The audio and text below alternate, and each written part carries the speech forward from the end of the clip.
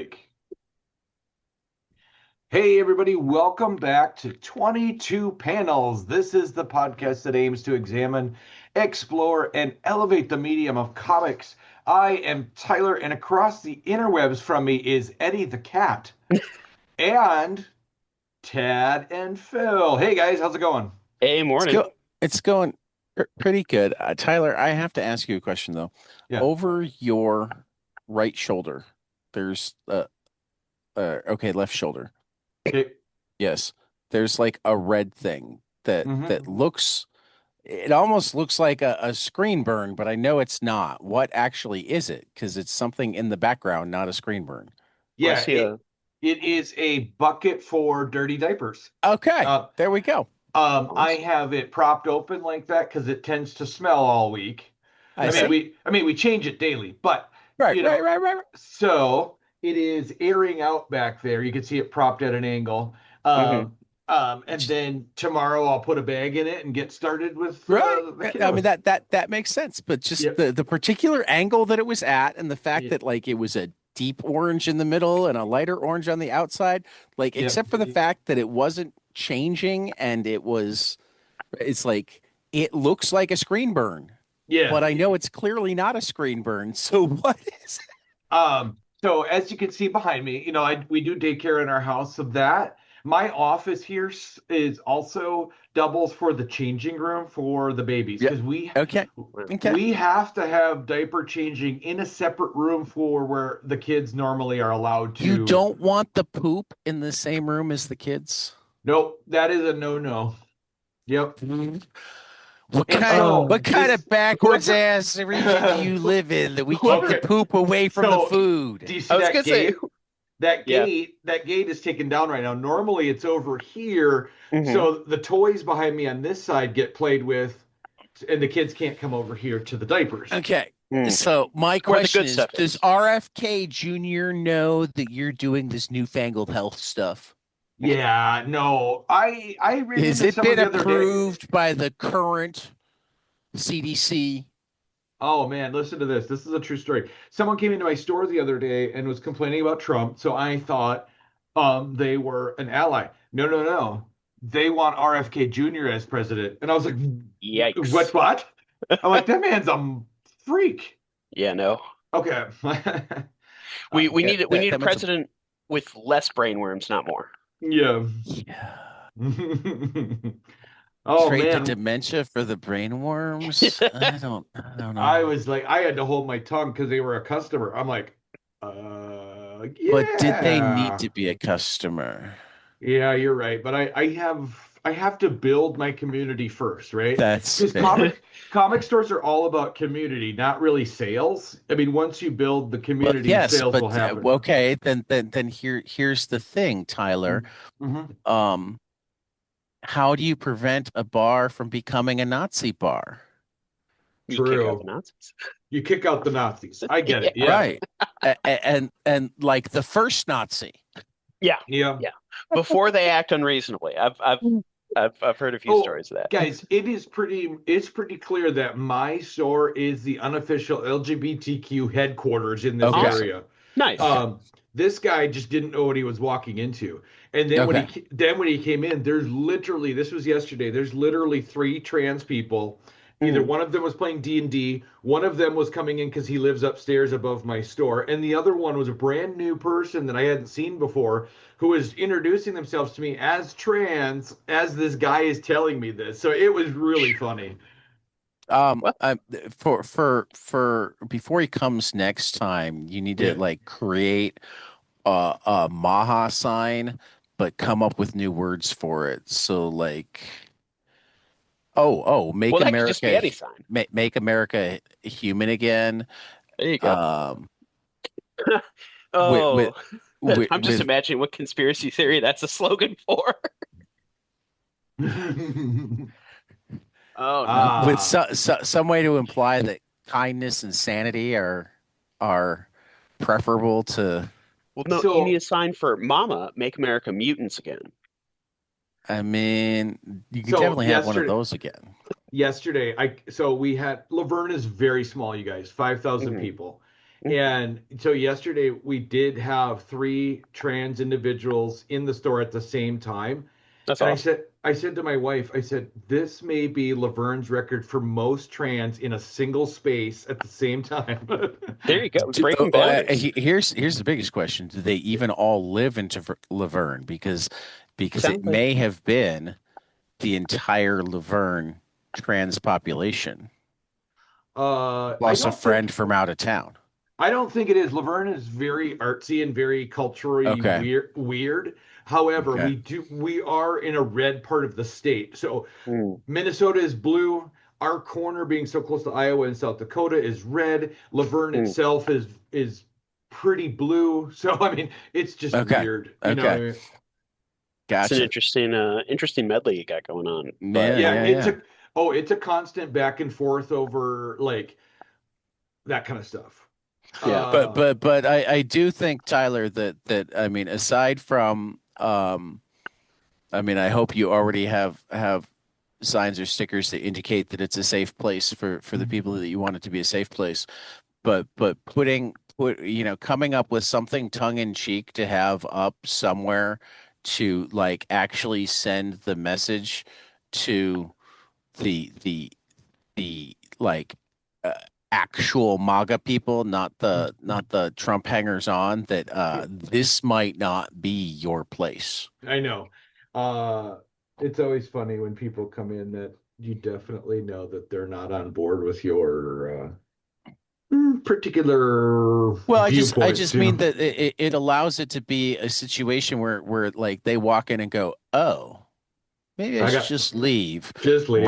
rather than the possibility that you have to deal with any sort of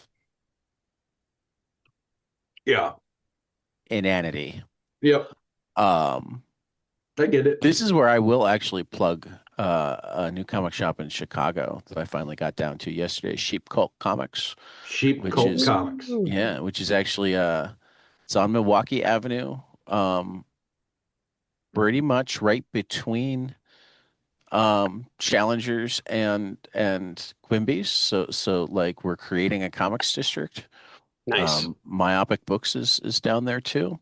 So it's So a nice place for readers to go and find good stuff and good food and etc. And they had the super exclusive Expo 2 yesterday. So they crammed in like a dozen young up and coming indie comic people. that's awesome. To Hey, don't mean to interrupt. It's literally on the tip of my brain. Can you contact Dave Chisholm about coming back for Is Ted okay?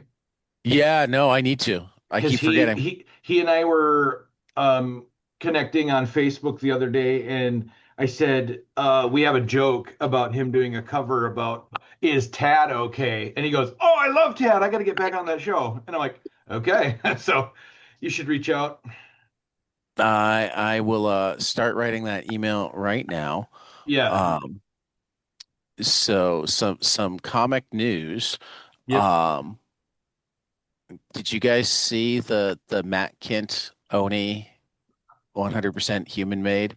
Apparently No. somebody made a call for logos for 100% human made, Yeah. and a number of them have been going out into the field, and Matt's is pretty cool. I don't Okay. I'm actually gonna have look it it up right up, now. so Okay. I'm so gonna look right now. somebody should look it up and share their screen. Or I can share my screen in a second, but right now I'm looking for Dave Chisholm's email address so that I don't Sure. forget. If I have the thing like open, I Yeah. am less likely to forget to actually um Okay, so I think this is Matt Kent's logo. It's got a hand with the yeah, eye in the hand with an middle. eye. Mm. Okay, how do I share my screen? Video. Nope, that's not it. Uh, oh yeah, Share. right next to React. Okay, I sent you a request to share, Ted. I'll reopen that screen. I'm certain that this is fascinating for our listeners. I know, I know. What we're doing is looking on the internet for Talk amongst logos. yourselves. For our temporally displaced listeners, I'm sure you'll have some sort of technological advancements to pull a screen share out of an audio file, but we don't have that yet. All right. Did it come? Did my request come? I thought I hit yes. Okay, so here we go. Um, what do you guys see? Do you see There I the see it. my Yeah, screen? there it is. Okay. Okay. So the logo is a hand-drawn logo, which is very cool because it's got that It's kind of a like it's a hand-drawn hand. it's a hand-drawn hand with the eye in the It's middle pretty of it. clear that the circle's hand drawn too. Hmm. I don't Yep. I think Matt made the decision not to even use like um compass or tracing tools here. Interesting. Correct. Yep. It looks very much just he sat down, did his circles, Right. and then even that lettering is very cool. I like Yeah. it. It's 100% It's pretty strong. 100% hand human made. I love it. Yeah. All right, let's stop sharing. 100% certified human made. Um because obviously this is becoming a thing where well, and actually like the idea is what what they're, you've got like fair trade coffee. Mhm. Or, what their hope is that there can be a symbol and some sort of limited governing body to like certify and you know for artistic things to be able to like here's your way to know this was made for real. So here's my bamboo that I'm working on. I've just Ooh, started nice. stippling. Do you guys, Ted? You probably know what stippling is, being married Yeah. to an artist. Mhm. I know So stippling. I've just started working on my stippling skills. Oh, that's awesome. Oh, nice. Yeah. So Yeah, anyway, Nice, nice. I like okay. those. I That's again, Human very made cool. again, bamboo is what Tyler Yeah. just decided to human bamboo. yeah. All right. Um the next thing I wanted to talk about, and I hope that we qualify because this would be a really possibly very um, advantageous way for us to be able to get a hold of people. There is a social network slash database being launched called Comic Booked, um, to connect creators to uh, be kind of a repository of information, business directories, that sort of thing. Mhm. Um, Called Comic Booked. So Heidi McDonald's got a pretty good write up of it. Worker owned, community governed, harassment free, no algorithm, black centered. And this is something that was on my radar already. I think somebody even sent me a thing on it a while ago. But oh, actually, What's up? oh no, that's just filling. Actually, let me check. No, it doesn't look like I made an account already. I Mhm. would have laughed. Is like, oh, no, not only did somebody send me a thing, we have an account, and it was still small enough that I hadn't. We'll play with that. But yeah, it looks like it's uh currently in beta, uh, organized strictly for comics and industry adjacent pros. Um,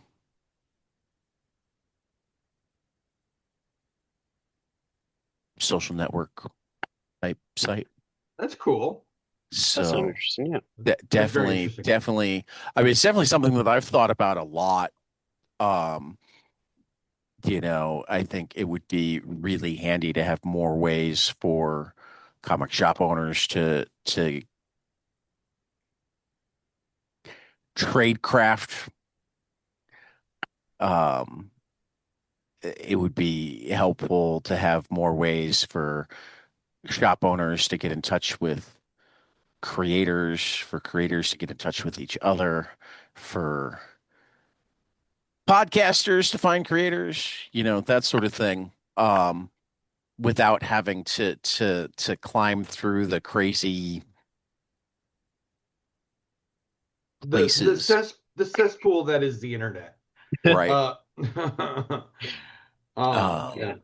I Oh, imagine So that was probably born out of as people were migrating from social media service. It'd be nice to have a dedicated corner for comics that there's not right. a continual migration. Yeah. yep. That is definitely my guess. Yeah. Um, because like but I imagine there's also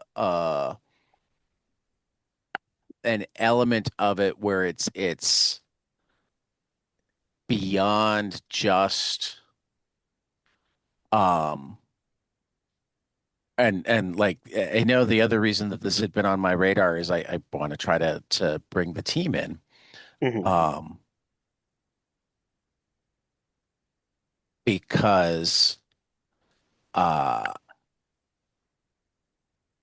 let's see here, I'm falling down rabbit holes. I need to stop. Okay. I Tad need is to for stop. listeners. Tad is on the internet looking for some Yes. information. Ted is looking at So comic booked right If now. if you yeah. He haven't needs to if you haven't stop. seen Tad lately, he's lost on the Um, internet somewhere. um. So while you're looking for that, because no, I okay, you managed to got go it. away Okay. Okay. because it's just such a interesting idea, and I think one that the industry has been in need of for a long time. So it's great. I mean, I often think a lot. I mean, you guys know this. I think a lot about like what businesses or services could be created that would make lots of people in the industries Yeah. Lives lives easier. easier. Yeah. You know, Yep. um, so if there's a lightly gatekept or lightly gatekept like industry only Yep. space, Yep. that I could be huge. I'll be happy to read more about that article because Yeah. I Yeah, think one yeah. of the biggest questions and hurdles for something like that in the past has always been who is the one, keeping that gate? Who's the one Right. maintaining the space? Those sorts of things. So, Yeah. yeah, it'd be interesting to have a steadfast, long-term little corner. Right. So anyway, what kind of week has it been? Oh boy. Pretty good one. I am I just mean, gonna I, I am just gonna throw out like the two questions that have warred in my head, and then I'm gonna like try to shut the hell up and let you guys just ponder the questions. But this week, like when I'm reading like say the president's actual words mhm, or um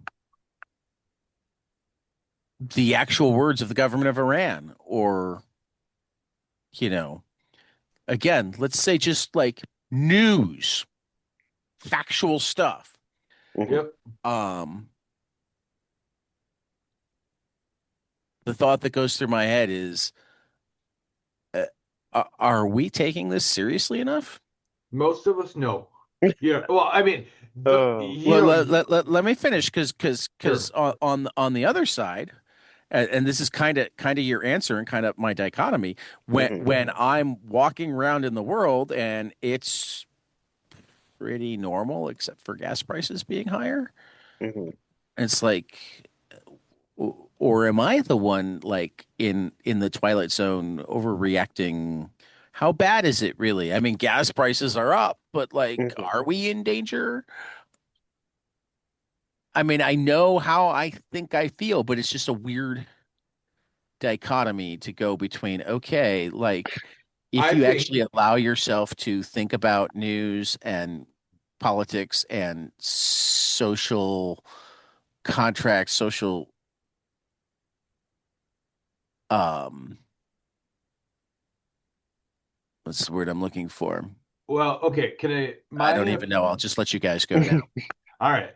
So what I honestly feel that things are so bad that many people that do realize how bad it is are like, well, I still have to live my life and I'm going to Hmm. live it as normal as I can until I can't. Yeah, I think that there's a lot of that going on. I think it's also just that like people, when I was young, there was always the, oh, don't talk about politics at work sort of thing, you know? Yep. Yep. Um, Politics or religion. yeah, yeah. And I feel like that's gotten even more entrenched over the past you know, 10 years. Um, to Hmm. Then where secondary query, has that gotten more entrenched or has the definition of politics expanded? I think the definition of Yeah. politics has definitely expanded. Yeah. But when I say Can, entrenched, I mean that like I think that there's less like friendly debate because the debate gets so hostile so quick. And so it becomes kind of a secretive like feeling out, okay, who agrees with me, who doesn't agree with me, and like keeping aware of that as you need to. But then because of that, um, you know, that just leads to a mentality of stifling political talk. So it's almost like anyone who And might, or participating in circle jerks? yeah. So either people are just gonna gather around and be like, "Oh, did you see this crazy shit?" Or they're just not going to talk about it because having to talk about it means having to deal with it. And I don't know about your guys' job, but there's too many other things to do to worry about that when you're there. Right. So, yeah, I really think that America as a whole is in kind of like we're kind of sleepwalking still. Um, i- and I mean, between the economy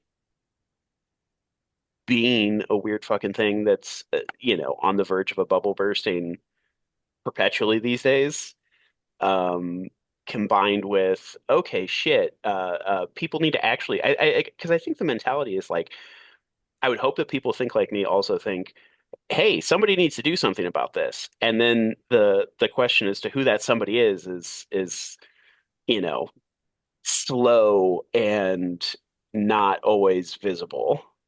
And while I'm hoping that more things start happening and rolling in a positive direction, it's hard to even imagine what that is, you know? Um, yeah. No, I I'm get it. it feels completely idyllic and fanciful where it's like, all right, what needs to happen? Completely remove this administration and replace it with new things, kick out over half the government, completely restructure it. And then it's like, oh, I don't think that's gonna happen. Hmm. That sounds like a fairy tale almost. Agreed. Agreed. We got an uphill battle, man, but Yeah. like we can't let people become complacent. Yeah. I Yeah. I I mean like I that's mean, that I mean, that was one of the points that Gailey and I were talking about on Friday Hmm. was like contentment is the enemy of fascism.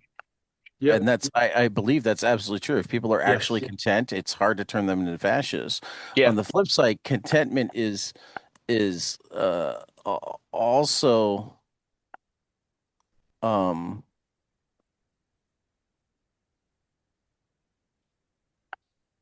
the enemy of vigilance. Yeah. Yeah. So it's a lot. I mean, if you've got those long growing seeds, it's a lot easier to plant them when everybody's content. Hmm. And then the next thing you know, the government has been pulled apart from the inside and things aren't good and you're not content anymore and people are offering you fascist options. Right. And I think that the average person is so removed from world politics in general that it's easy to, you know, read the crazy shit the president is saying and just kind of you Laugh it know, off. yeah, laugh it off or do whatever, think about it in whatever way you do to survive, you know? Yeah. Hmm. But the way I've thought of it is that I feel like I'm at the point where watching his actions, reading his words, it's like staring into the sun, you know? Mhm. Yeah. Um, So the people that support him, what do you think they make of his posts when they see all of the Well, I improper? mean, Do they think that's a that? he's losing some it's a hard question major because like supporters. I, So it's even harder to I mean, when you got Megyn Kelly going Mhm. on about why can't he just be a normal human being? We've been saying this since 2015. No, Right. I So understand. so too little, When too you late. when you've got Marjorie Taylor Greene going on Mhm. Alex Jones to talk about this isn't the man we supported anymore.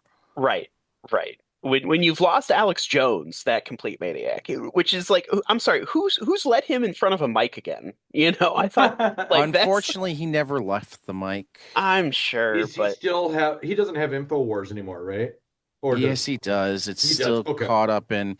Actually, I like, uh and this is another email I need to send out along with the Dave Chisholm one. I connected with people from the Onion at C2E2. Ooh, Yeah. that's awesome. Nice. So we totally need to bring them in to have the conversation about when are they going When to they're take over hiring us, InfoWars. oh, I would love for them to take over InfoWars. That's even They more of a own it. They priority. own it. You didn't know that I thought so. Yeah, yeah, yeah. they like it's still tied up in court, but I don't Wow. think they've left. No. Oh, that'd be Yeah, hilarious. I love the Onion. they bought it when it was up, and nothing's happened with it so far. Well, because he's curiously well funded for somebody who's supposed to be bankrupt. Yeah. Oh yeah. And I mean along all of those lines, like it's clear that there is a shift happening, that there are Republicans trying to shift away from Trump, but like it, it's not fast enough, and I don't know, it's hard to imagine what the world is going to be like after he's gone, Hmm. because Yep. it's just so fucking crazy right now. Yes. Yeah, we don't know. I mean, like, who's next that's going to take his spot? Because it's not going to Yeah. just go away. People No. people have seen that their crazy ideals on segregation, racism, whatever. I Yeah. mean, all of those things. There's a utopia possible for them. Yeah. Trump I mean, almost achieved it. We can well, do this. and so that's That's another recent conversation that I've had. Remember when like people were embarrassed to be overtly racist in public? Yes. And That was now, a nice time. yeah, and now so many people got so Now sick it's of, like I haven't hung anybody this week. I'm not a racist. right? yeah, it's pretty, and that's along those lines, I guess, it's hard for me to imagine what Trump supporters are thinking because I haven't talked to an actual legitimate Trump supporter in I don't know how long, you Oh, know? I mean, wow. Yeah. yeah, I My mean, next door yeah. neighbors are, you know what I mean? This is so my I mean, I've life. I've had to interact with people at work who I'm sure have voted for him, but I haven't talked to them about politics in long enough to know what they're thinking, Well, you and know? there's also a growing rift between have voted for him and Yeah, supporters. exactly. You know, That's the there's other thing. always been more of a rift than we talk about it. I think we always underplay how unpopular the Democratic Party is either for its like plastic ineptness or Hmm. because the right has done a really good job of making it out to be the party of the devil. Yeah. Um Yeah. I mean, if you feel like your choice is between Donald Trump and Satan, Might I advocate for Satan? you feel like Donald Trump is the lesser of two evils. I think that's one of the brilliance Whoa, whoa, whoa. of the South Park I don't Donald. think Satan's quite as bad as Donald, okay? Well, like I said, that's one of the brilliance of the way South Park portrayed that is to go, yeah, even if you think it's between Donald Trump and Satan, maybe just maybe. Hmm. Hmm. I mean, no one's ever going to write anything as compelling as Paradise Lost about Donald Trump. That's just not going to happen. Yeah. What? Well, Are It's you not. kidding? It's too Have late. you read The Art of the Deal? Oh, oh, Guys, can we ah, move on to comic stuff? I think please. that's a good idea. If there's Initial ever a orders comic are due adaptation of the April Art of the Deal, I will 23rd. burn it on site. Initial orders are due April 23rd. Let's talk some new comic series. Tyler, you want to lead us off? I was about to, but now I just lost my screen for Giant Robot Hellboy. Give me a second. Giant Uh, Robot Hellboy returns. yep. For Hellboy's those, what? no, sorry, you go ahead. Hellboy's robot counterpart is back, but he is not the same. Scientists comb the deep sea for any sign of giant robot Hellboy after his disappearance, but find more than they bargained for when an interdimensional portal threatens to pull them in or let monsters of unknown origin out. A new two-parter that continues the story from the giant robot Hellboy and connects more deeply to the Hellboy and BPRD lore. This is going Mike Mignola, of course, and then illustrated by Duncan Fegredo. And we'll have a final order cutoff of June 15th and will be in stores July 22nd. Oof. Alrighty. Justice League Dreamgirls, a DC Pride event. DC award-winning Pride celebration is back in an all-new format. Written by Jadzia Axelrod, Nicole Maines, and Greg Rucka, with art by Nicola Scott, Jay Bone, and Branton Stein and Claire Rowe. Fresh off the events of the Justice League Intergalactic Special, Dreamer and Galaxy suddenly awaken on the island of Themyscira, living their best lives as princess and champion of the Amazons. But wait, weren't they just having a blowout friendship fight in the Watchtower, right in front of half the league? And who's this mysterious man that just washed up on the shores, insisting Dreamer leave paradise with him to save the world? Why does this heroic origin story and its increasingly strange and shifting landscape feel both familiar and wrong all at once? It's almost like they're lost in a dream. Also featuring a backup Batwoman story from Greg Rucka and Claire Rowe. This is in stores on June 3rd with a final order cutoff of May 11th. Awesome. You need me to share the screen, don't you, Phil? You don't. I actually pulled up Oh, you my pulled it own. up. I did. I pulled Cool. up. I've got here A Mischief of Magpies #1 from Simon Spurrier and Matthias Bergara for the third time now. We're soliciting Yeah, I this was one. about to Ooh, say, oh. I feel like this has come out multiple times already. Well, it is. It has not come out yet. It has been solicited a few times. I know. And recently put back on the schedule. But this is, Distillery recently took a step back, and now they are, stuff back on the schedule again. And so the solicitation for this is: Mar has a secret. Sometimes, without warning, he falls out of the world. This would be an inconvenience if his life wasn't already such a drag. When he's gone, he finds himself in an extraordinary city, a city which is also a machine endlessly crossing a shoreless ocean, a city of two halves, the bright, bustling spires above the waves and the beast-haunted twilight halls below. And between, clowning along the rusting beach, a troop of anarchic magpies with all the answers but none of the questions. And that is going to be, again, from the team behind Step by Step and Coda. Going to have a final order cutoff of May 25th, on sale July 15th. Hopefully, fingers crossed, third time's a charm. I am very excited for this series. If you guys haven't read Step by Bloody Step, it is really great and probably the best wordless comic to come out in a while.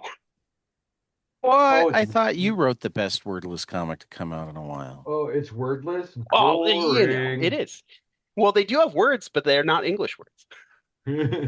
Just teasing. That's okay. Okay, moving on to graphic novels. I've got betas up here, and in talking about hand drawn, the cover of betas here is definitely hand drawn. This is by Nick Mondag. Roommates Xavier, Doug, and Tim are just regular guys trying to make it on the dating scene. Meeting women isn't easy. They might even call it impossible.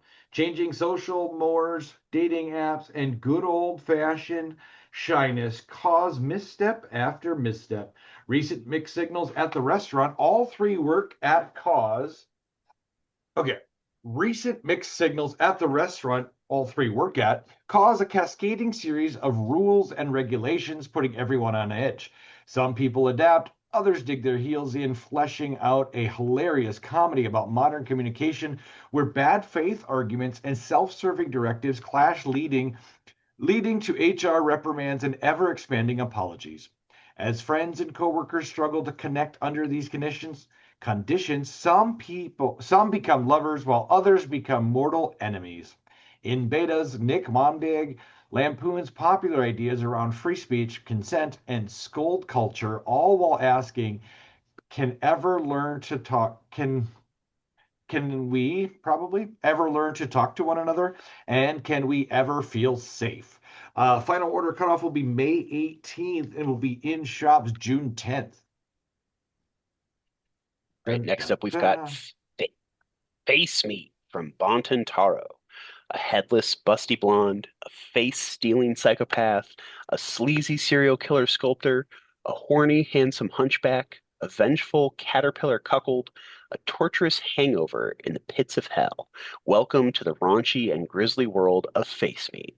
From the decadent imagination of outlaw polymath Bonton Taro, ex-kamikaze, ex-yakuza singer, songwriter, actor, world-famous tattooist, husband of 7, and underappreciated pioneer of pinky violence, femme fatales, and adult horror manga. Pinky violence. While Mizuki Shigeru and Umez Kazuo were paving the way for horror in shonen and shoujo magazines in the 1960s, Bonton was secretly doing the same in erotic men's rags, and the results are as trashy as you'd expect. With an essay by Bonton booster and Gakiga expert Kunisawa Hiroshi, Face Meat includes 14 hair and pants raising stories that have never before been assembled under a single cover in any language. Face Meat is the 4th volume of Smudge, a line of vintage horror, occult, and dark fantasy manga curated and translated by award-winning historian Ryan Holmberg. That's going to have a final order cutoff of May 25th, in stores June 3rd from Uncivilized Books. Interesting. Looks good. I'm going to stick with the uncivilized, with Truth is Fragmentary, raw, bare-boned, scathingly funny dispatches from the renowned comic diarist Gabriel Bell, with biting cultural commentary mixed with her signature introspective, self-deprecating humor and surreal digressions, from car-driving bears through zombie apocalypses to cute babies and more bears.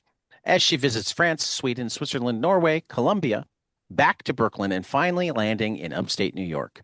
In Truth is Fragmentary, Gabriel Bell proves she can be funny. Gabriel Bell was born in England and raised in California. Her work has been selected for the 2007, 9, and 10 Best American Comics and the Yale Anthology of Graphic Fiction. And she's contributed to McSweeney's Book Forum, The Believer, and Vice. The title story of Bell's book, Cecil and Jordan in New York, has been adapted for the film anthology Tokyo by Michael Gondry. Her latest book, The Voyeurs, was selected as one of the top 5 graphic novels of 2012 by Publishers Weekly. She lives in Brooklyn, New York, refreshingly revelatory and charmingly accessible. This book flows up the previous autobiographical comics Lucky and The Voyeurs, or follows up, and easily solidifies Bell's reputation as one of the greatest autobiographical cartoonists working. Publishers Weekly starred review. This is also from Uncivilized, with a final order cutoff of May 4th and in stores on June 3rd. Man, these write-ups are kind of tough to get through. Some days. As far as their writing goes. So let's talk some collections. Phil. All right. First up, we've got Albion hardcover from a few folks you might have heard of: Alan Moore, Leah Moore, John Reppion, Shane Oakley, and George Freeman, with a cover by Dave Gibbons. The Spider, the Steel Claw, Grimly Fiendish, Captain Hurricane. born in the pages of Lion, Valiant, Smash, and Wham. These are some of the most beloved characters in the history of British comics. But what if they were all real people? Danny, a keen comics enthusiast, and his new friend Penny go in search of the long missing heroes and villains from the classic comics of the past. But where have they been all these years? And what happens if they find them? From the mind of the legendary Alan Moore, with scripts by Leah Moore and John Reppion, and art by Shane Oakley. This is going to have a final order cutoff of April 27th, so that's coming up soon, and going to be in stores June 17th from Rebellion. Awesome. Next up for collections, we're going to talk about the Illuminati from Brian Edward, art by Dennis Cowan and Bill Sienkiewicz. When Lily Brian traveled... Edward Hill. What's that? What Brian did I say? Edward Hill. You just said Brian Edward. Oh, did I? Yeah. Oh, boy. He's not eponymous. Okay. When Lily travels to Los Angeles to investigate the mysterious death of her twin sister, an up-and-coming hip-hop artist, she begins uncovering connections that reach far beyond the music industry. What starts as a search for answers becomes a descent into a world where influence can be manufactured. Success comes with consequences, and long-rumored power structures may be more real than anyone wants to admit. This has a final order cutoff of May 11th and will be in shops on July 15th. Let's see here. I think this is from AWA. Mm-hmm. The new space age from Kenny Porter and Mike Becker. Disgraced astronaut Mark Mitchell has only ever had one true mission: to find his little brother Joey, who was abducted by aliens from a crop circle when they were little. But when Mark's hotshot piloting gets him grounded and the last of the public space program defunded, Mark loses his only means of finding Joey out in space, until Mark's homemade scanning rig discovers the shocking truth about the crop circles, their instructions for space travel. Mark will need to uncover the hidden messages that have been left on Earth for years and reverse engineer the magic that can finally help him find Joey. This is a final order cutoff of May 11th and in stores June 3rd from Mad Cave Books. Tyler, you want to give us some final order cutoffs for April 20th? Of course. All right. So we have Bad Thoughts coming up. Number one from Andy Parks and Dave Wachter from Ignition. That'll be May 27th. Destination Kill from Joe Palmer. Out from Oni on May 13th. Did you hear about Mimi Green from Connor Goldsmith and Josh Cornellan? Yeah, I think that's right. Cornellan. Mm-hmm. From Dark Horse on May 27th. And the JLA/Avengers. This is a reprint facsimile edition from Kurt Busiek, George Perez from DC Marvel on May 27th. If you've always wanted to read the series and haven't been able to pay for the really expensive back issues or the slightly less expensive memorial omnibus that they put out, right after George Perez died, this is your opportunity to get JLA Avengers at a affordable, I think, $4 or $5.99 price point. Mm-hmm. And they are reprinting, I think, all 6 issues. Well, they've been big on that 4, lately about reprinting classic. Okay, issues. all 4, but yeah. Sorry, no, that was whatever. I was only able to read that one through interlibrary alone, so it was pretty memorable. Right. Do you guys notice how Marvel and DC are reprinting a lot of old classic stories lately? Yeah. I mean, there's several a week. It's crazy. Yeah, they have been for a while. Yes, which means there's clearly a market for it. The only times I've ever been, I think I bought a couple. Yeah, but the only times I've really been tempted overall have been like, I almost grabbed the new version of Secret Wars, and then I reminded myself, you have 3 of the original version of Secret Wars. All 12 issues? Yeah, you don't need the facsimile. That's awesome. That's funny. That's great. That's awesome. But I actually do like it that they're doing full, I think I might actually grab the Dark Knight ones that they're doing right now. I like it better that they're doing full arcs now rather than just one random issue here Just and there. that. Oh, you can't afford the first appearance of Hulk. Buy the first appearance of Hulk facsimile edition. Yeah. You Yeah, know, but Trick now it's some kid into thinking they have a priceless treasure. right. I usually warn kids because like I have Yeah. or adults because even adults who are Hmm. just getting into it are going, oh wow, this is the first appearance of Wolverine, and I'm going, No, you see that 4.99 on the cover? That's a This is modern a Right. this price. is a reprint of Right. the Right. Right. first. I Yeah. mean, Yeah. if you want to be able to read it, great. But that's what it's designed as. It's designed as a reader's Yeah. copy, not a collectible item. Hmm. Yeah. Let's teach you how to read some indicia, fellas. Right. Phil, you want We to got some take us through crowdfunding. crowdfunding? Yeah. Yeah, first up there is The Monster of Blackenstein, not to be confused with Blackenstein, by David F. Walker and Marcelo D. Chiara on Kickstarter through April 13th. So if you haven't supported that, hopefully this is on Monday, get to it. Then Yeah. there's Star Wolf by John Coates on Kickstarter through April 18th. Serpentine, A Story from Afar by Leila Del Duca on Kickstarter through April 19th. Dan Dare First Contact by Alex DeCampi and Mark Lamming, along with B7 Comics on Kickstarter through April 22nd. If you haven't listened to that episode where we talked to Alex about it and a bunch of other stuff, go ahead and take a listen. Business as Usual by Mark Bouchard and Shelby Criswell on Kickstarter through April 22nd. Hollowed Ground from Michelle Abinader and a slew of indie comics creators that I have read several times, but not today, on Kickstarter through April 23rd. The Comic Staple from Tiffany Babb on Kickstarter through May 1st. Is that a comics magazine, I believe? It is Comics Hmm. Magazine.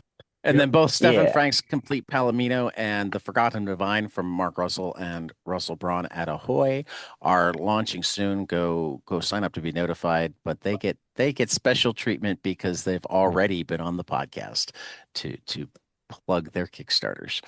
Humble Bundles coming up. We've got, or not coming up. Humble Bundles running right now. We have the Collected Peanuts, $25 for 43 items to support canine companions through April 16th. The Boys, the grand finale, $18 for 13 items for Comic Book Legal Defense Fund through April 23rd. And the Valiant Classic Omnibuses, $18 for 7 items for the Book Industry Charitable Foundation through April 28th. And I will quickly point out that the 7 items are all omnibuses. So they're all Wow. like 10 or 20 issues of a comic. Though this also follows a thing that I used to notice from time to time. You'd have something go up as a humble bundle, and then before the humble bundle even ended, it'd be on Comixology Unlimited. Huh. This humble bundle's not over, and these omnibuses have picked or popped up in Global Comics Gold. So if you have a Global Mm. Comics subscription, you can read them already, which does not mean that you shouldn't necessarily buy them because A, you're giving money to charity, B, it's a DRM free PDF and that gives you more flexibility, etc.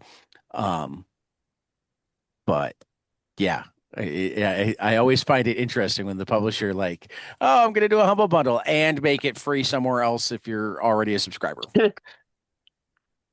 So I actually managed to read a lot of books this week, which is how I have a really interesting list. Hmm. Even though half of the books,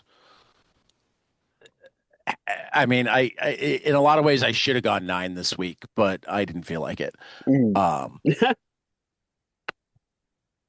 well, particularly because as I'm counting, well, no, I should have gone 9 this week. I could have separated the two Tim Seeley books, and it would have been 9 exactly.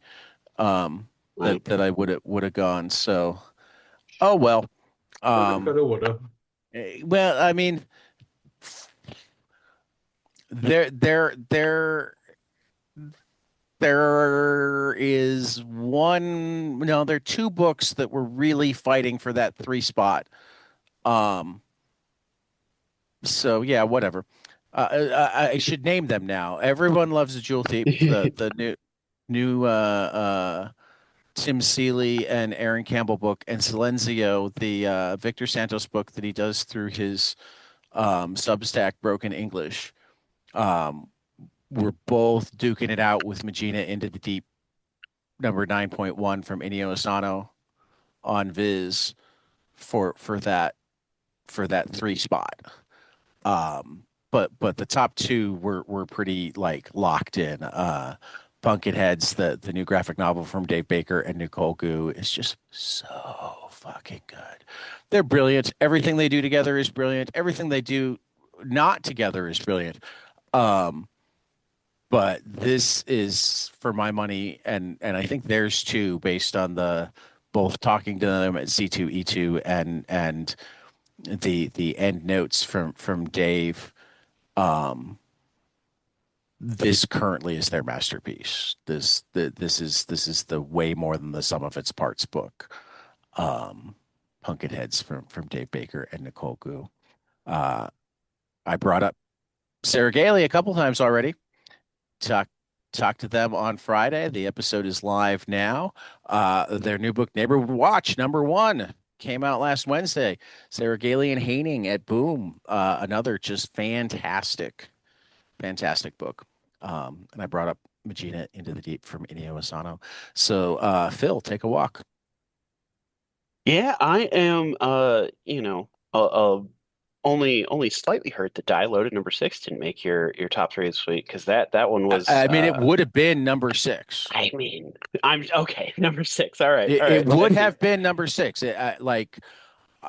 I mean, I can tell you what I mean, other than I still can't decide which order Everyone Loves a Jewel Thief and Silenzio would have gone in for the 4 or 5 slots. 6 would have been Die Loaded #6. 7 would have been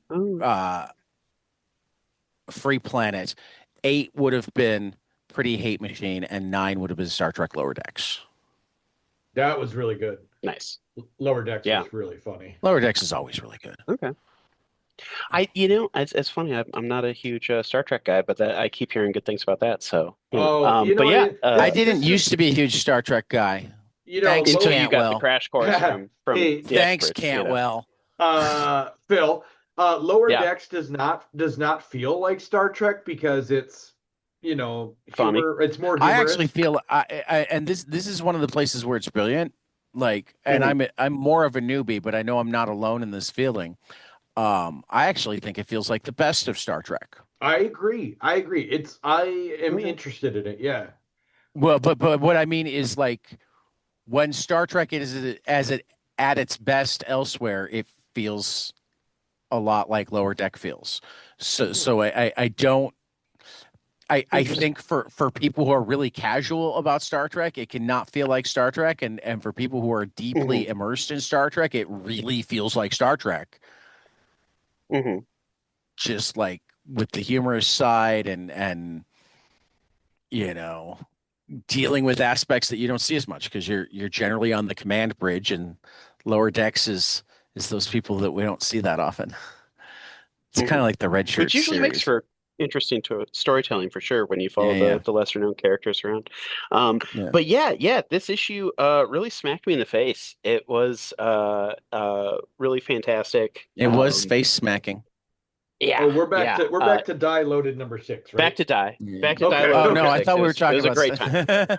I mean, yeah, right. No, smacked in the face by Lower Decks. I'm sure it does. I'm sure it has plenty of face smacking goodness. But no, this one. So actually, the funny thing is, when Die returned, I had a feeling that, or my initial thought was, oh, this volume's going to be 20 issues as well. I'm not so sure about that anymore. So you already noticed that it's got a different die on it. It does. It has the D12 on the back. Yeah. So the thing that's interesting though with this issue being about the Neo of the group is that I did a little thinking, and it's like, okay, this run could only be 12 issues for the 12-sided die, but then if they keep going in that order, like descending order of die size, then it might follow up with a series about 10 issues for the Neo die. Yeah. So then that'd be volume 2 would be 22 issues. That leaves you with the D8, D6, D4. Add those together, and that is 18. add all of them together, and that's 60. Right. So it was a really interesting peek of like, oh, what if those are the 3 volumes for $3? So I'm excited. I'm pumped. I wouldn't doubt it. That would be a good chunk, right? 60 Yeah, issues. That's a good yeah. idea. Well, I mean, it's one of those things where it's like, um, yeah, it's becoming more and more clear with every issue that the team has a bigger story in mind, like the world of Die. They're doing more with it than just, oh, it's just like a mashup of all the fantasy world. No, no, no. There seems to be plans. There seem to be plans within plans. I am beyond pumped. I'm absolutely loving this. I am just oh, it's great. I feel the need to reread these 6 issues all together now to look for some more stuff going on because yeah, it's one of those. But yeah, Tad, did you read any One Piece? I think it's been week And more 85 chapters. for a few weeks in a row now. 10 more No, chapters? I changed it from 84 No. to 85 last night. Oh, okay. Might have been Okay. 84 for a couple of weeks. I don't know. That's But yeah, possible. I read But 10 more chapters. I read another volume. That's oh, awesome. okay. There you go. I Boom. it's You crashed me out. I wasn't becalmed last week either. Well, there you go. I've read I have 2 rebecome. I volumes need since to. last you yeah. talked. Yeah, Phil. Okay. Yeah. We missed you last week. I know we didn't Oh, address that yet, but thanks. we were both sitting I there mean, going, did we? I thought we just made fun of him. I That's what I expect. I mean, he I clearly hasn't listened to the episode. I'm so sorry. He My hasn't day caught job himself has up. been so He thinks I've it's been been becalmed. oh, listeners, it's uh how dare I? Phil, we reached out to him when we were sitting here for a couple minutes, and Phil responded, "Yeah, I'm Uh, just gonna I sleep." Yeah, I need to go back. So It was yeah. I've been my day job has been running me ragged. They are it January was supposed to be our crazy time and then it's yeah, supposed to slow back down and they're like, "No, no, no, we want January every month." And I'm like, "You fucking assholes." you you dick. Yep, pretty much. Pretty much. So I feel like a dry sponge. Makes Well, sense. It's not great. then it's lucky that you guys have had 4 weeks to read Copra Round Two. Yeah, True.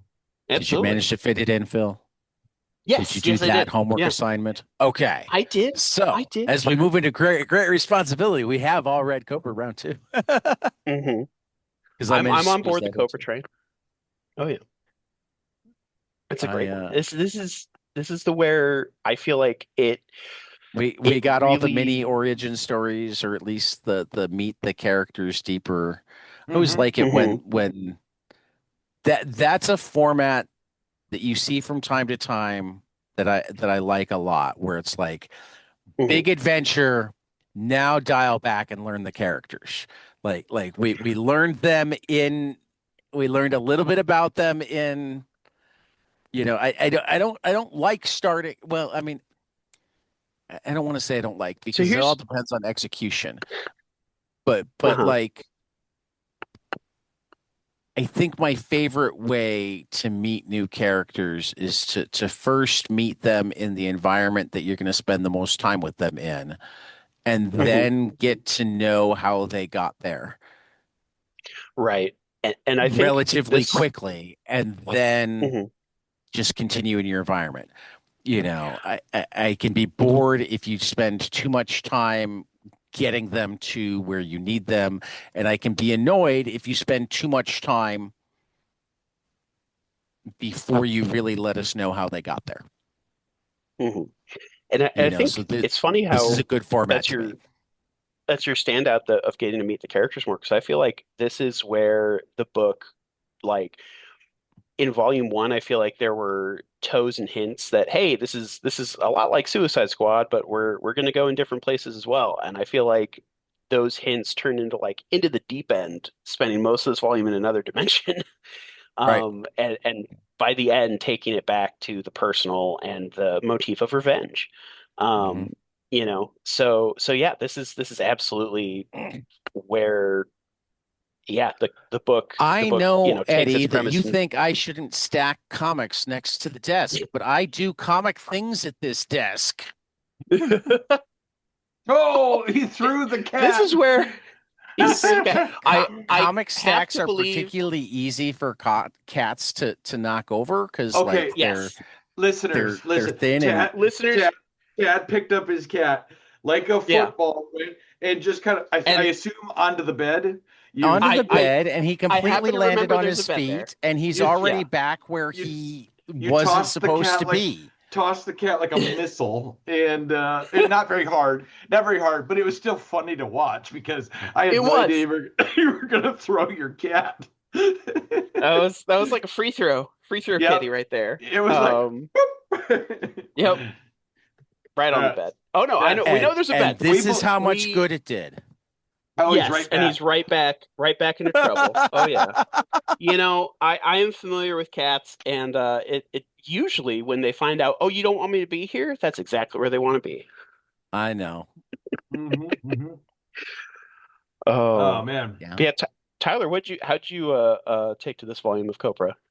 Yeah. It was nice to see that the much of the book was right dealing with the aftermath of round one, right? As they Hmm. scrambled to regroup and then retaliate. Um, Hmm. I really liked the art. I'm trying to put it into words that I Oh know. yeah. Okay, so like it's blending like psychedelic kind of stuff and Oh yeah. like it was very raw. That's what I Absolutely. like. You know what I mean? I like that a lot as far as the story goes.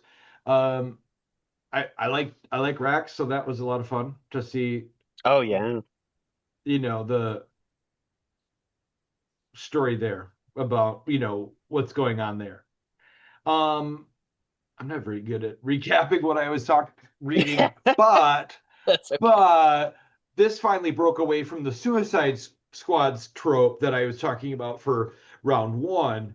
Hmm. This did not feel like Suicide Squad now in round two.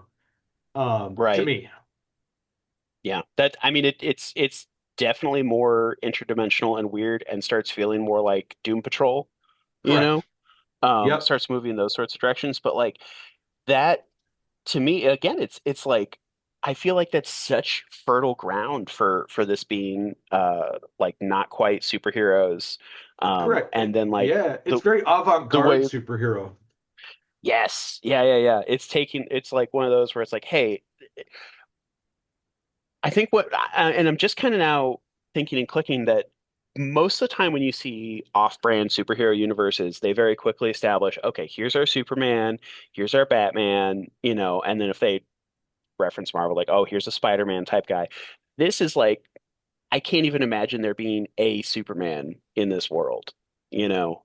Right. The Yep. the the concept and shape of superheroes and stuff they're referencing is like, nah, we are so deep in the gutter of superhero society culture that if like like I said, it's hard to even imagine there being a figure of that both power and like attitude, I don't think Hmm. there's any like heroes. I think there's just people with powers like, beating the shit out of each other. Hmm. I agree. And like I Yeah. agree. Like nobody has the heart, the fortitude to become a hero, right? Yeah. You just And, like and it's because I'm also pointing out thinking out like there's no capes. There's absolutely no capes, no, that's even in gone. that like yeah, even in that like okay, you see more capes in DC than in Marvel. This is like no. Not even not even anyone with anything resembling a cape. Even your Doctor Strange guy doesn't have a cloak going on. No, and that's fine. I think that it's a cleaner look. So from the artistic standpoint, capes are silly, Hmm. and we saw it in The the Incredibles. Incredibles, right? Where Yeah. he's flying and the cape gets sucked into the turbine. Hmm. That was really funny. And Oh then you're yeah. like, okay, no capes, and I like No that. capes. No capes, Yeah. no capes for you. Hmm. Um, Hmm. yeah. But yeah, So it's even got me thinking like, I mean, it's been so long since I've read past this point. Because I definitely remember volumes one and two kind of the most, even though I've only read through four.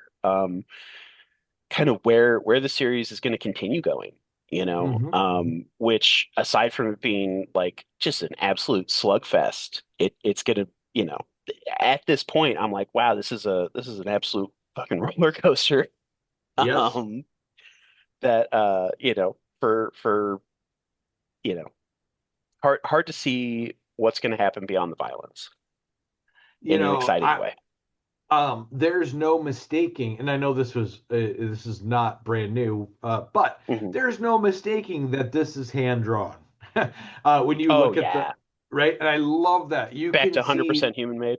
here, yep, 100% human made, right? Callback. That's Hmm. bringing it back, bringing it back. Hmm. The artwork is like I like to see artwork that isn't 100% professionally polished out, right? Um, Agreed.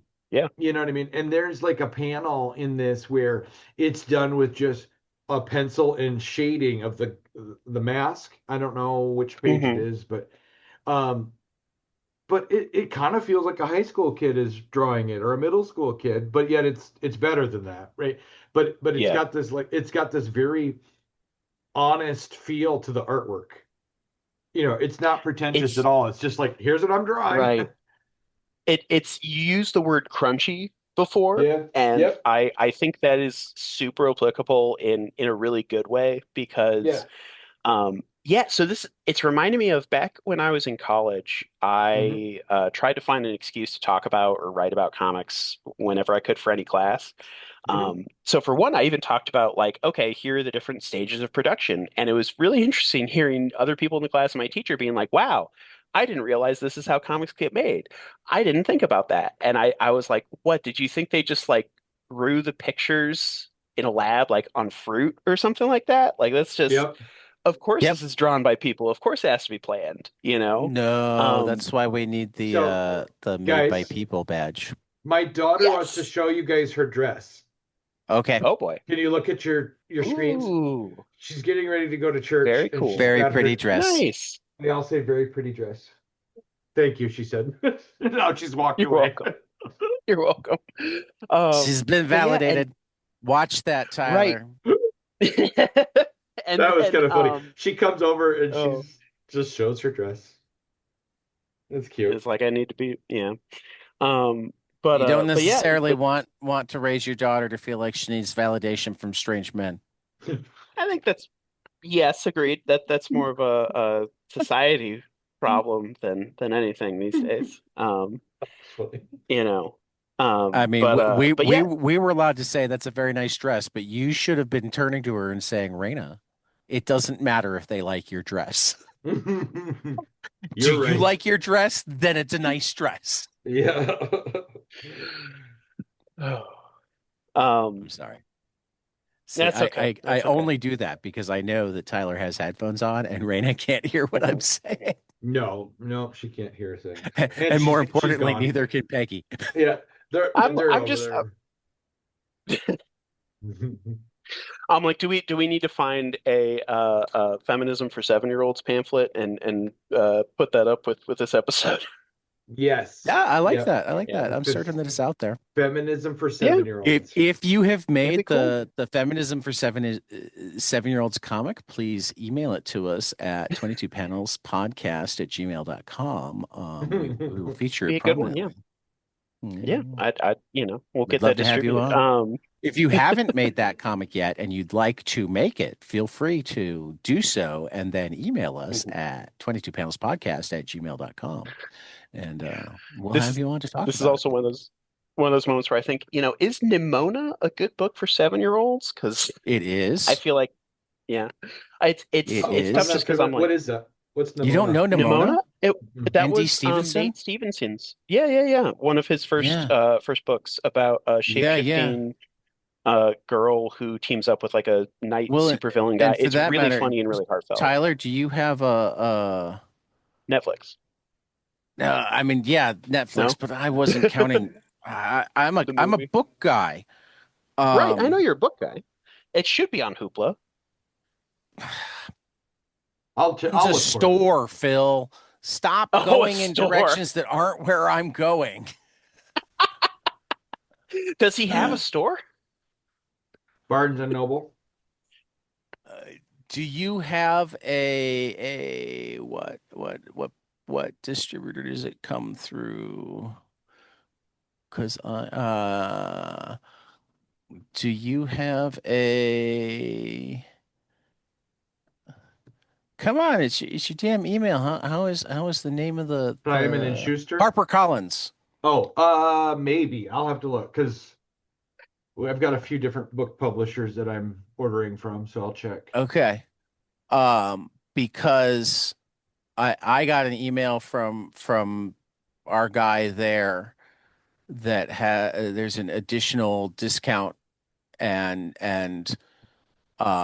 free shipping on 25 units or more Yeah. for a free comic book day sale that includes both Nimona and Fun Home.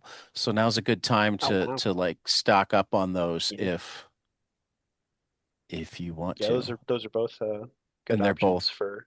pretty much essential Yeah. Awesome. graphic novels. I personally, and like, I get the arguments of working towards your shop and whatnot, but I'm a big believer in part of your shop is building your shop. I personally would be, Mhm. they would both be books that I would never want to be out of stock on Okay. Oh under yeah, any Good to know. circumstances. yeah, Good yeah. to know. It's I funny mean, because even if that's I only sold one a Nimona. year, I like would never want to have less than three on hand. And the second I was down to two, I'd be ordering three more, Okay. you know. Yeah, I don't have an yeah. account with HarperCollins, so I am looking at their app right Bum bum now bum. to Right, start distributing. But yeah, right, Nice. Yeah. sounds good. Because yeah, start them with Nimona, and they'll get to Fun Home eventually. right. Sounds good. Um,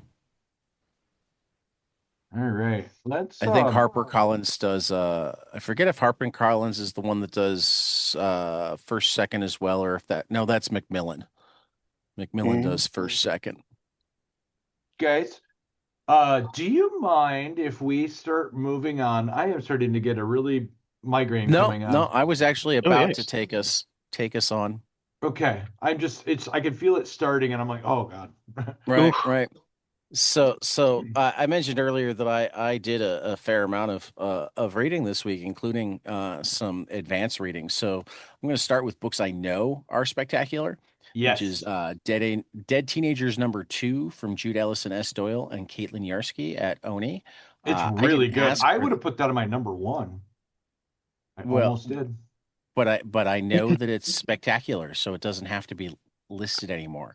It's I not a book that didn't. I hope is spectacular. It's a book I know is spectacular because I have It's read risen it. above rankings, I've read it Right. too. It's transcending. sitting. I have it Yeah. right here. Yeah. As go ahead. I didn't ask for this from Jenny Wood and Josh Cornillan comes out this week. Yep. Is amazing. And go back and listen to my last chat with Jenny Wood.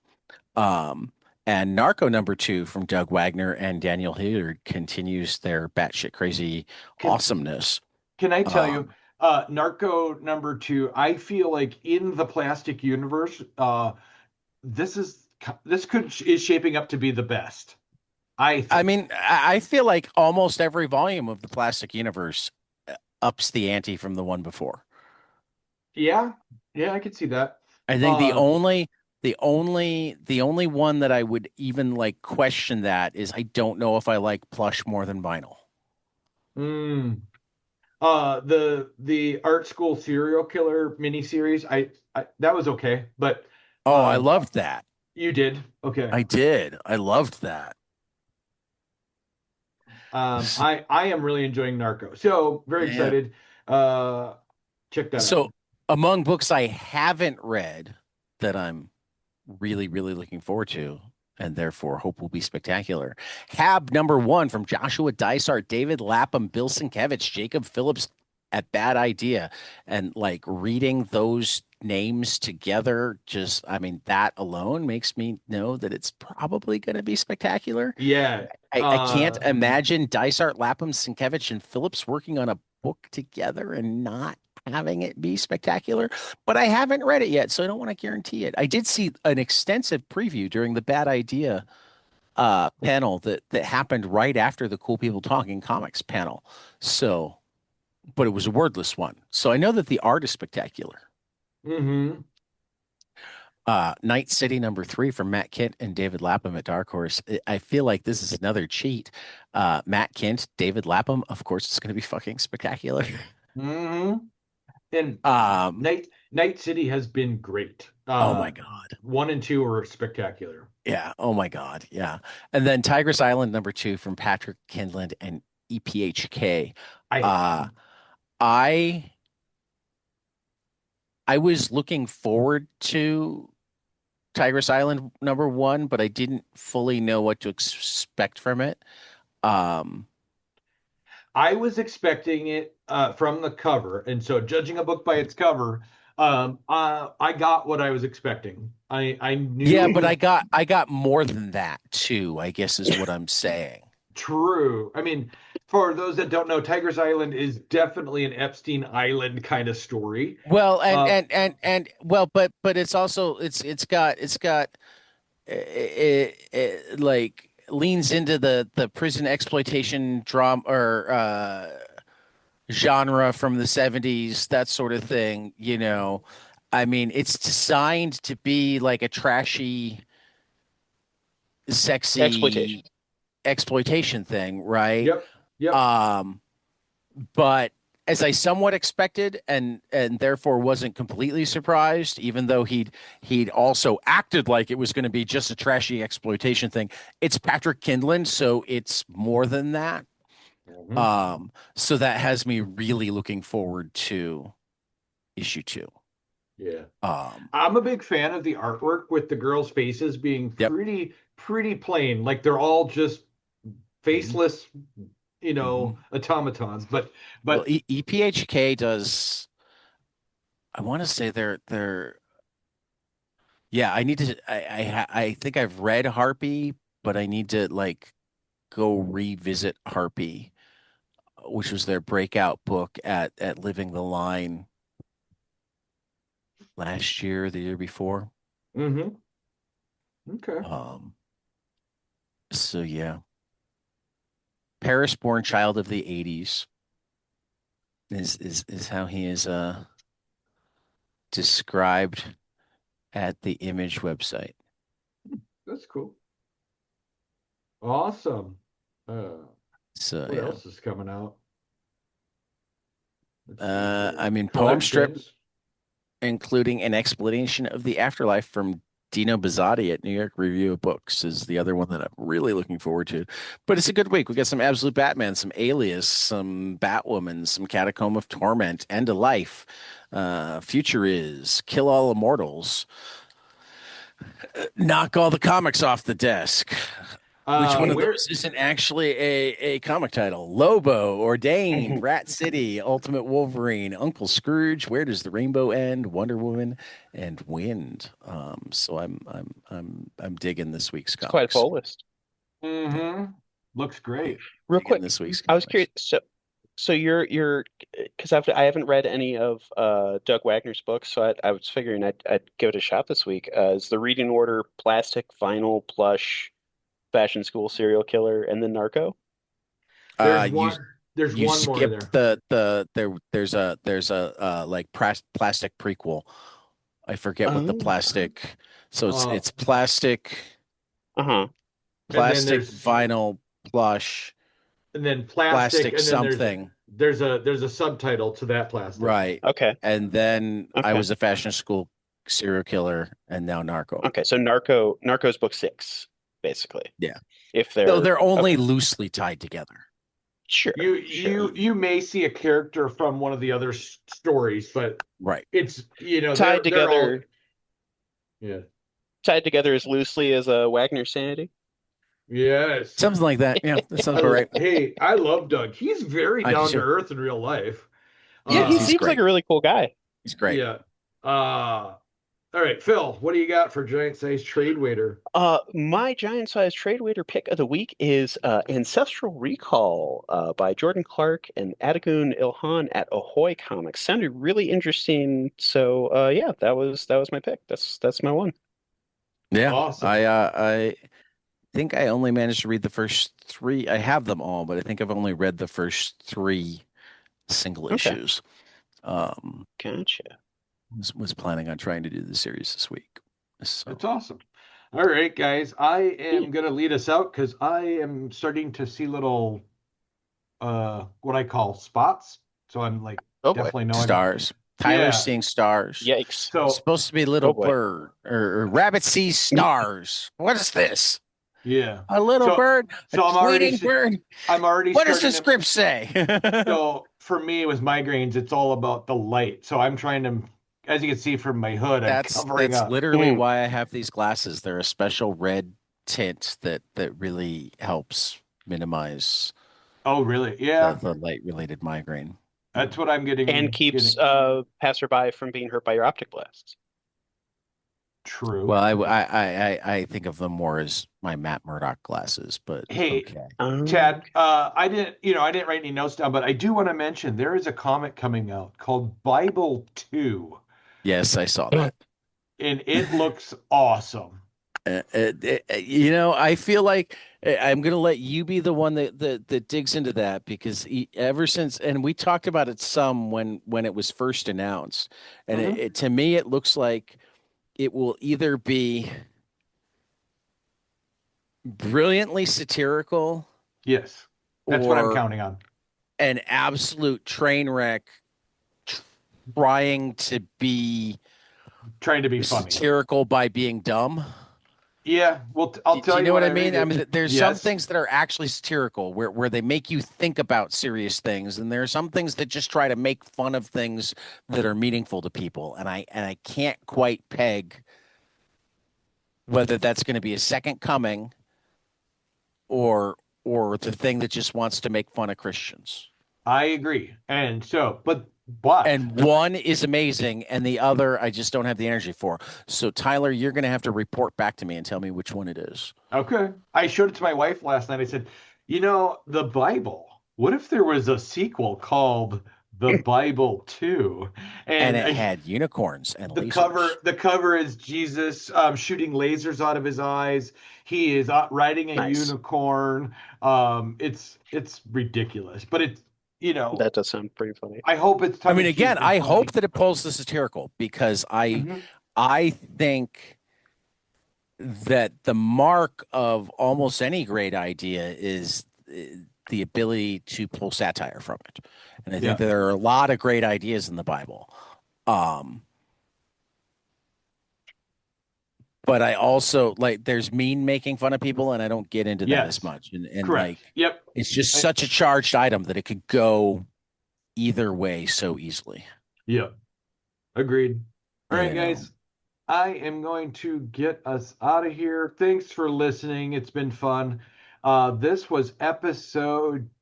Hold on. 231, 231 in the bank. All right, guys. Thanks for listening. 6'7". And 6, 7. And we'll catch you guys after the next page. Later.